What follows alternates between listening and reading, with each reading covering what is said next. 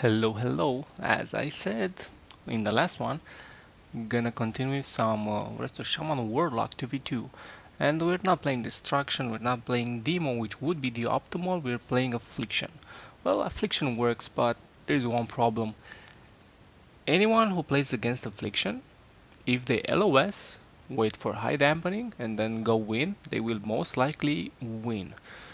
Like, if Crane wasn't bugged, this guy wasn't playing Crane, but if Crane wasn't bugged and they just pillared for like, I don't know, 6 minutes or something like that, they would automatically win. But they don't. They just go in and stay in, and eventually we're gonna auto attrition them because we have ways, we have double dots, and they will die like that the kid just did there. And also full hex, he was in the middle of arena.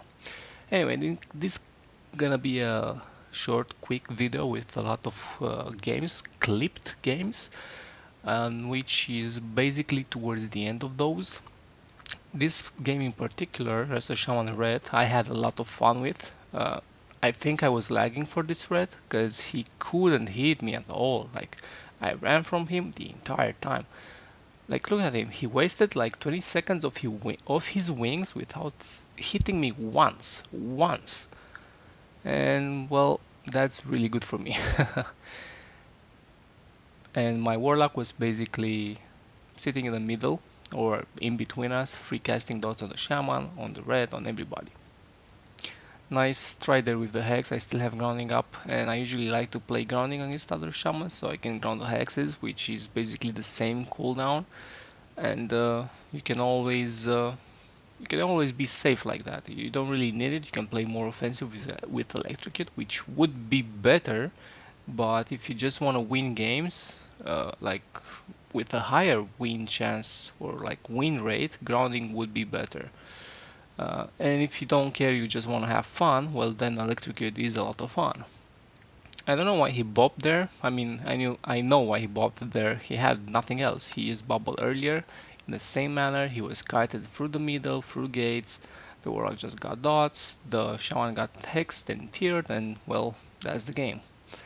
And this guy was playing adaptation, which meant he cannot actually do anything. Like his trinket will proc, and when he actually needs it, he won't have it. Another Mistweaver and Decay team now. Well, this Mistweaver played a bit better. He came into CC, or at least he tried to do that. Uh, Most of the time, he didn't really manage to get my trinket, but he did have a better position, as in not really getting dotted that often. Like now, he's trying to heal his beloved decay, but we're kind of annoying with interrupting him over and over, and he just sat a full hack sadly. But again, now look at the decay. He's trying to kill when they should have just went and recover, and he has nothing. He has probably his big heal, which I don't think he's gonna manage to use because he just dies, and I'm pretty sure he didn't have runic power either. So he just ran into his death instead of just sitting back the pillar with his monk, recover, go in. Like, it's simple, guys. If you face a warlock, just stay behind the pillar. That's it. Nothing else to it. That's Legion. It's all about comp base. And sadly, warlocks, unless they're demo, they can't do anything if you're behind a pillar. Like, what could he do? Like a drain soul? Well, that's a lucky drain soul, cause it's a prepared drain soul. He was in the open. He can just sit behind a pillar all the time, man. Like, drain soul on 2 dots won't do anything. He casted it ways, and then yeah, then it hurt. This poor priest was trying to shield the rogue. I was spam purging him, or at least not really spam purging him, but purging his shields, or actively trying to. There, I casted the lava burst instead of dispelling and then lava bursting. So I pretty much wasted my mana a bit, but it didn't matter. This game was already won. I was damaging the rogue and the priest. Like, I switched with my last lava burst on the priest and basically scored a kill on him. Like, he couldn't heal it anymore. I think he kind of gave up as well. Um, and again, they sat in the open. They got, kind of destroyed. To be fair, these are like lower rated teams. This is a warlock which used to play at gladiator ratings back in TBC and Wrath of the Lich King, so his positioning is quite good. Although his damage is lacking because the game is super different now, and yeah, his CSs, maybe his CSs are a bit slow as well. Like he didn't know he had double dispel, which was kind of funny. But he still managed to do quite well with a single dispel for quite a while until I told him. Um, this Demon Hunter tried to do a good thing. He was trying to one-shot me and then go back, but on the going back part, he didn't really go instantly back. He just kept trading for a little bit, and just because of those 3-4 seconds on which he didn't have any more damage, but he still lingered around me, well, got him killed. Yeah, and I was saying that, well, positioning matters way too much now. Like, I think it mattered before, but like versus certain comps, you can truly do nothing and win. Uh, on one hand, well, it's always been like this. Like, if you remember, if some of you may remember, but Dakroth used to play a warlock back in the day, like Cataclysm thing. He literally did nothing and win. He was dotting and running, and people died. And the same playstyle was in place. Like dampening wasn't really a thing then. Now, yeah, everything is evolving about dampening. If you play a dampening comp, you most likely will climb rating. You're gonna win most of the games. Like if you survive, you mostly gonna win. Because dampening, if you have dampening stuff now, well, yeah, dampening wings as a bottom line. Um, Therefore, the Boomy, really powerful. RMP can constantly reset, really powerful. Jungle, constant pressure, constantly can run away, like reset. Feral can like have 100% dodge. Hunters are slippery and they feign the lot of CC and interrupting. Just yeah. So yeah, those are the probably the three best comps now.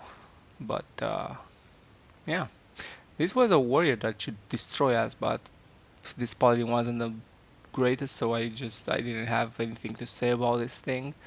They should have just went probably melee wings double dispel and just maybe try to repentance me out of Hodges or stuff like that. Anyway, like I was saying, if you manage to have friends that play a certain class like Elemental, which is a dampening class, you will do well in 2v2, in 3v3, hopefully in RBGs as well, but RBGs most likely.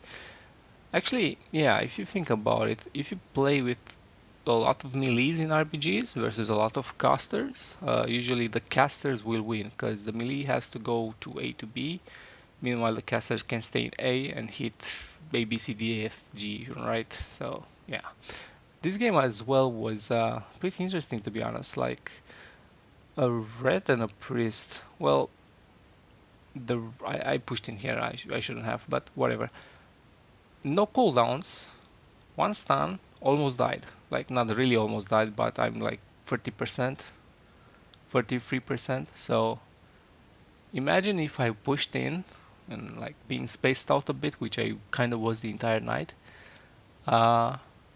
I would have died there. Like I had no trinket, and he could have played the other wings. I didn't really pay attention to the thing, but yeah, that's the power of the Vetri. If they have uptime, they will kill you. And the other part is like this warlock didn't really know what Red's doing, like what's his damage. Now he's pretty much melee wingsing like Crusade, full Crusade on the warlock, and he kind of wasted the wall, but it was a good press of wall because they didn't really have anything. We forced everything before, but we also almost died just because the warlock, instead of kiting, using gate, and actually just using gate would have been like 3-4 hits, and he could have saved the wall. Now another holy priest, sorry, not holy priest, holy paladin. Well, lots of paladins these days. I mean, yeah, well, it's a good class for Tuesday right now. Probably not the best, but still, lots of them. Another comp that was fairly, I wouldn't say difficult, but annoying. Like they were trying to train me with like stun and somewhat big burst on me. Although I always like they always did it right, so I just pre-walled every time the paladin came towards me. I told them every time the paladin again came towards me. They didn't go for like demon hunter stun. Like they tried to do a double stun, so every time the warlock was close to me, I just pressed ghost hoof, so I would have the shield wall effect while I'm gonna get stunned. So you can do things like that and avoid like not taking full damage basically. Another thing here, like if they would train the warlock and just go for repentancing on me, not even trying to fully repentance me, just do it so I go ghost wolf. They would probably have more success.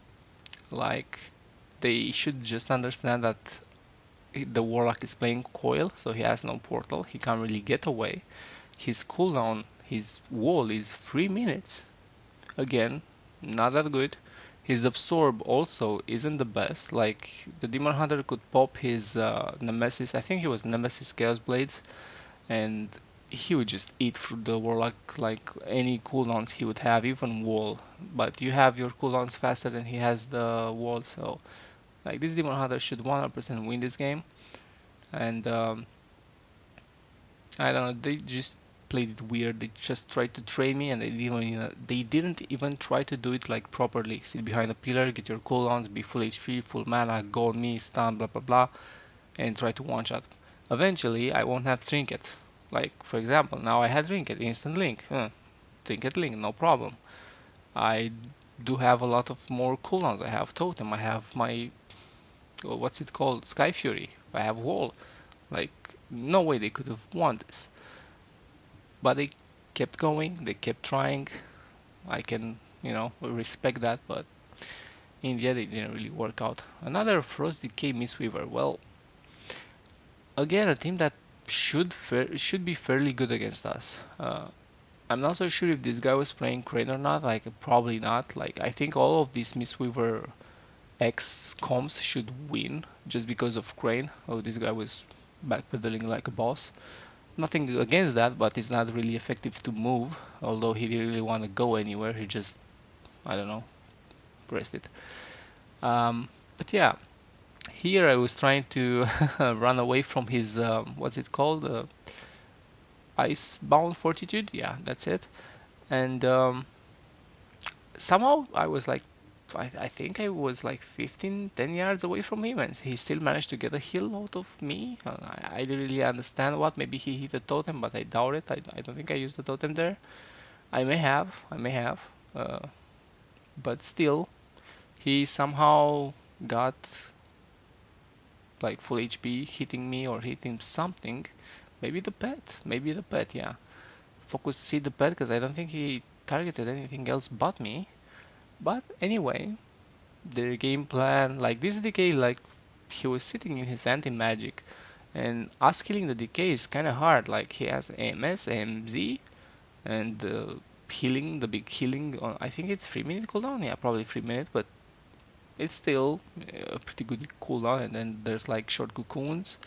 Well, now it's like almost 50% dampening, so the short cocoons ain't really do anything. But now I'm just gonna spam damage. Oh, AMS again. Another fear. I think we should score the kill right after that. Yeah, full CS and the decay goes down. Well, thanks for watching. I guess I went through a little rant about why people, I don't know, fail to play against warlocks. Sit behind pillars, you'll win most of the time. At least 75% of the time. Have a good one and see you in the next one. Bye bye.